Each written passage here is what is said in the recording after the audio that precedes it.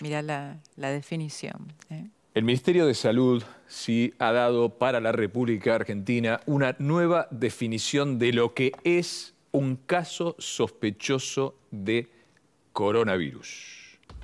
Ahí está, nueva definición. Por ejemplo, tenés que tener pérdida del olfato, pérdida de gusto o pérdida del olfato o pérdida del gusto sin fiebre. ¿Qué quiere decir? Que con un solo síntoma ya sos un sospechoso y tiene que hisoparte.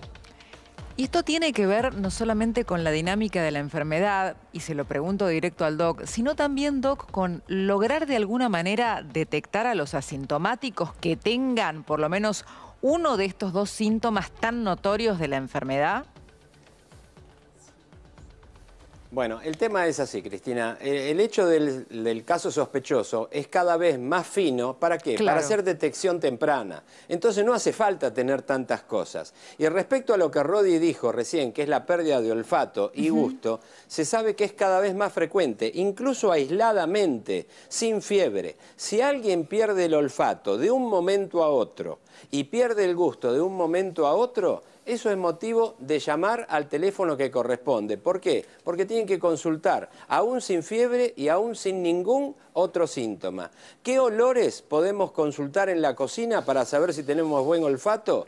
Clásicamente se hace con el vinagre, eso es muy común, o con la lavandina, y si no con la nafta. Si se dan cuenta que pierden el olfato de un momento a otro, eso es motivo de llamar por teléfono al teléfono que corresponde para dar más datos. Si estuvo en contacto con personas contagiadas, si estuvo en contacto en un conglomerado, etc. Tan simple como esto. Cada vez hay mayor cantidad de síntomas que hacen que los médicos digan este potencialmente es un caso sospechoso. Ahora, es un tema médico. Claro, ahora, qué loco, ¿no? Porque, a ver, de estos 80 y pico de días, 82, pasamos 50 sin ese síntoma, porque se descubrió tarde, ¿no? No fue el primer síntoma. Cierto. Hablábamos de la tos, hablábamos de la pérdida digo, ¿cómo es esto que decís vos, que la historia se va escribiendo todos los días y es un virus tan nuevo que todos los días aprendemos algo? Hoy termina siendo la mejor definición aquello que hasta hace nada no conocíamos, Dani. Y que era casi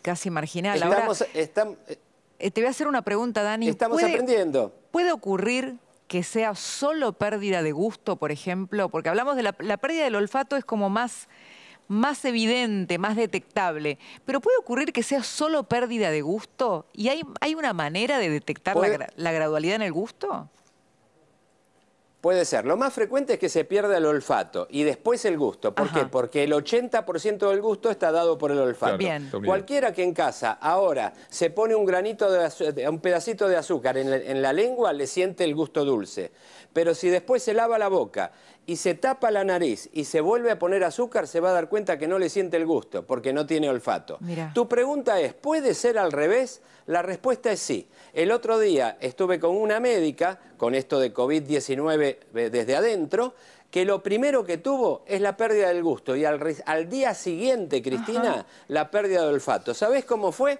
Estaba tomando helado con amigos y dijo, me parece que tiene poco gusto.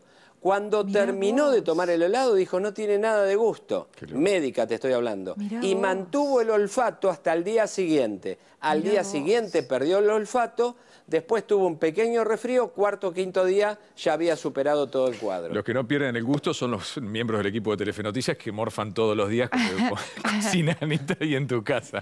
Volvemos en un ratito.